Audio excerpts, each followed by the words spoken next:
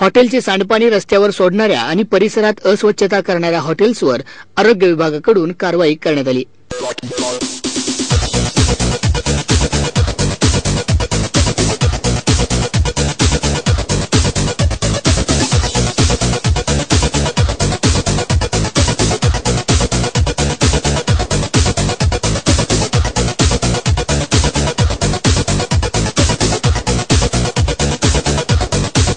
घोले रस्ता क्षेत्रीय कार्यालयाच्या हद्दीतील हॉटेलवर क्षेत्रीय कार्यालयाच्या आरोग्य पथकाने दंडात्मक कारवाई केली।